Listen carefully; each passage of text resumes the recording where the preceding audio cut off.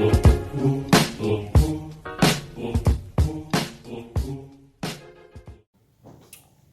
ate at mga kuya, welcome back to PuTo Mendoza in Canada. Pasensya na kayo, si misis ko eto, kumakain, may sakit siya. Kita mo yung naririnig niyo yung Oo, ka na naman eh. ayaw mapunta sa camera. Well anyways guys, I wanted to share something very important with you guys. Baka po meron kayong matutunan dito kahit konti because this just recently happened to us. Medyo bad news but maybe it's a blessing in disguise. So lately po, it's no big secret, I've actually vlogged about it. Naghahanap po kami ng isa pang income property. Okay? And we just recently went through a process trying to acquire one.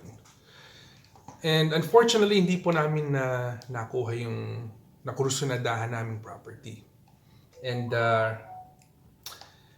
meron po kami natutunan. Dahil dito po sa climate ngayon, bumabalik po yung mga presyo, tumataas ulit. Dahil, I don't know, combination of many things with the economy and the Bank of Canada, blah, blah, blah, blah, blah. I'm not gonna bore you with that information. But long story short, it's beginning to come back.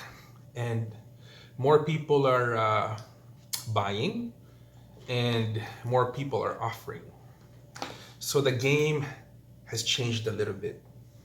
The last 10 months po, mas madali pong makahanap ng bahay kung buyer kayo. If you have the financial backing. Dahil wala pong masyadong nagbebenta because of prices has gone down, di ba? So buyers have more freedom to put clauses like condition of finance, condition of house inspection, blah, blah, blah, blah, blah, blah, blah, blah, blah. It actually favored the buyer to make purchases despite of the high interest rate. Well, anyways po, that is beginning to turn around. Dahil people are getting more comfortable with the interest rate that we are at right now. So slowly, more people are entering the market and putting bids on houses. And we had the opportunity to do that. Medyo nadismaya po ako. Long story short, we found a house na nagustuhan namin. It had all the potential that we wanted, all the potential that we were looking for. So we contacted our real estate agent friend and we went through the process with him. And for the first time ever, disappointed po si Kuya PuTo. I feel as if parang nadaya kami because of the process that they currently employ right now. Ibig ko po sabihin, we had to go through a blind bidding process. Ano po ibig sabihin ng blind bidding process? Typically po, normally, pag meron na kayong nakursunadahan na bahay, merong presyo yon, di ba? So tatawad kayo. So nasa sa inyo na yon kung gusto nyong tumawad ng medyo mababa or meet the seller at the full asking price kung talagang ganun kaganda yung bahay and kung talagang ganun yung kagusto. Pero either way, alam niyo po yung numero. Unfortunately ngayon, marami pong mga tactic na ine-employ yung mga agents na iba. I'm not talking about all of them. Marami po talaga na honest, hardworking agents. But some situations, katulad ng nangyari po sa amin, I feel as if parang nadaya kami. So ganito po nangyari. Yung pong bahay na nakursunadahan namin, we went into the offer stage.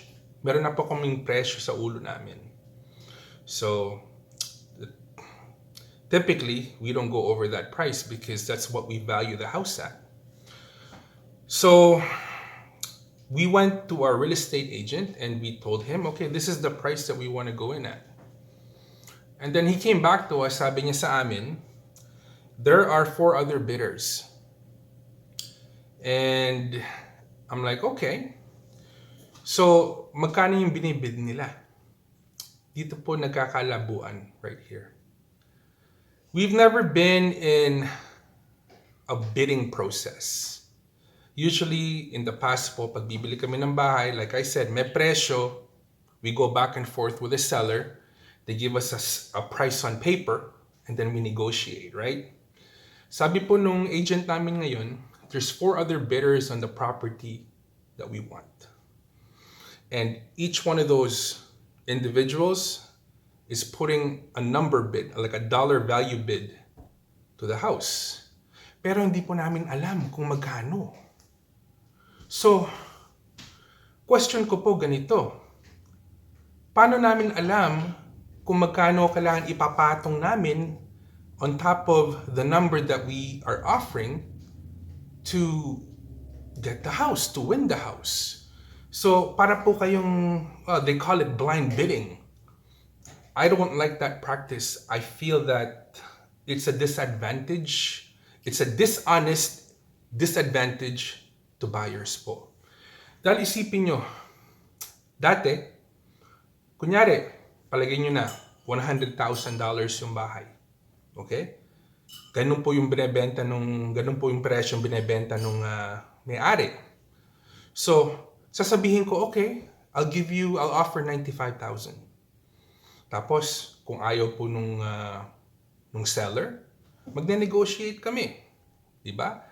At least, all throughout the whole process, alam ko kung magkano yung numero. Okay? Alam ko po kung magkano yung numero. Napaka-importante nun. Ngayon po, palagay nyo na yung nangyari sa amin. I'm not gonna disclose the number, but palagay nyo ng 100,000. Okay? Tapos sabi ng agent ko, sinabi daw nung agent nung seller sa kanya that there's 4 other bidders. But they can't tell us how much those 4 other bidders bid for that house. So, as an interested buyer, paano ko pong malalaman kung magkano po ipapatong ko dun sa presyo? So, para naman, hindi man ako manghuhula. Hindi ko naman po alam kung ano yung number na binibid ng other 4 parties, right? So, the last thing I want to do is overbid, and there's no way for them to tell me. Sabi nila, that's not how the process works. You have to come up with your best number, put it in, and hope for the best. I'm like, no, mali naman po yun. Paano kung yung highest bidder po from the other 4 parties was, say, full asking price at $100,000? Pero hindi ko po alam yun, right? Palagay nyo ng ganun. Pinaka-highest bid po is 100,000, which is asking price. Tapos, bumalik sa akin. Sabi sa akin, there's 4 other bidders. Pero hindi ko po alam na talagang 100,000 yung pinakamataas. What if I go over 100,000 by, say, $10,000? When really, all I had to do, kung alam ko yung highest bid, yung numero ng highest bid was 100,000, all I had to do was beat it by $1 and I would win the property, di ba? I would win the bidding process. So, and another thing po, how do I know that there's actually 4 live bidders on the seller side? Tinanong ko po dun sa real estate agent namin, is there any way that they can prove to me that there were 4 other legitimate parties that was involved in this transaction? Since you can't provide me with the dollar bid that they put down on paper. So sabi po nung real estate agent ko, unfortunately, that is the process that everybody is implementing right now. Basically, blind bidding in hopes to pump up the selling price above asking price. Sa akin po mali yun. Long story short, natalo po ako. And to be honest, I don't even know how much we lost the property by. It was a really good property. That's why I'm a little bit disappointed because I did my homework already, right? So natalo po kami ni Mrs. We put in, I'm not gonna lie, we put in a little bit above asking, but we still lost. But we don't know how much we lost by. Yeah, but your story is not about you. It's about the winner. What if the winner was cheated because they pretended that it was being bumped? narinig niyo po yung sabi ni Mrs. So whoever won the house, okay, how do they know na they put just enough to win it? Dahil isipin niyo po, kung $100,000 lang It's like was a the boost. maximum bid out of the 4 bidders, right? And I really wanted the property, all I have to do is beat the top number by $1. So apparently what's happening is called somehow called ghost bidding. They're pretending that there are other bidders so the seller can get more money even though, let's say, there's only 1 or 2 bidders. And then, so too bad for the winner because now they're like, they bid so much that it's not supposed to be there. Pero talk about in Ontario, I don't know in other province, about RICO. Oh yeah. Talk about RICO. So, pasensya na po kayo si Mrs. She doesn't want to go on camera because she's got the flu right now and di kami mukhang tao. So yung story mo is not about you, it's about the winner. Well, it's also about us because we lost the bid without even knowing what the highest bid was. Well, we know what the highest bid is because obviously the person won it and we can find out what that is, right? Yes. Pero yung winner, di nga alam kung what was the second highest bid that he had to beat to win that property. So it emphasizes, yes, you're sad, but it's not about you or us. Well, it is It's because about the winner because now a lot of people are being taken advantage like that. yes. Because the protocols or procedures are not being. So sinasabi po namin ni Mrs. dapat ganito. Kung gagawin nilang auction, yung pagbili ng bahay ngayon, I think it's only right, it's only moral, it's only ethical na ipalaman nila kung magkano yung binibid ng tao instead of making people come in and bid blind. Okay? Because in my example po, what if the top bid was $100,000? Full asking price, diba? All I had to do is bet 100,001 and I could have won the property, but no, that's not how they do it. They make you believe that it's larger than what it actually is. It's a very dirty tactic po. Very dirty tactic. Well, anyways, tinanong ko po yung kaibigan namin na real estate agent.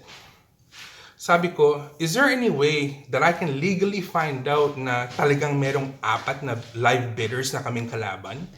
Even though the process is done and even though hindi po kami nanalo ng bahay. And sabi po niya, there is an institution sa Ontario called RICO, Real Estate Council of Ontario. Real Estate Council of Ontario. And I asked them to put in an inquiry about this case that we have because I am really disappointed for losing it. And I told our real estate friend, put in an inquiry about whether there really was 4 bidders. And I would love to know what those bids are if they are able to put it on paper for me and show me. Because I would be really, really interested exactly, what the numbers were that each one of those quote-unquote 4 bidders put in. So, I guess, lesson learned. We've never been in a bidding war for a property. This is the first one. And I feel that it's really, really dirty the way they do it right now. So, sana naman po for those people that are looking for a house right now, meron po kayong natutunan dito kahit konti. I just wanted to share my experience na nangyari po ngayon just now. Don't be cheated, okay? Work with professionals. Work with honest professionals po. And hopefully, something like what happened to us doesn't happen to you. So, sana naman po, meron kayong natutunan or at least na-entertain kayo kahit konti dito sa episode ni Kuya PuTo. And if you have not subscribed to our channel, subscribe naman po kayo so we can grow this as big as we can. So this is PuTo Mendoza in Canada wishing you good night, good morning, good afternoon, wherever you are in the world. Stay hungry, stay humble. Keep your hustle strong. We'll see you in the next video. Itanong mo sa akin kung sinong aking mahal.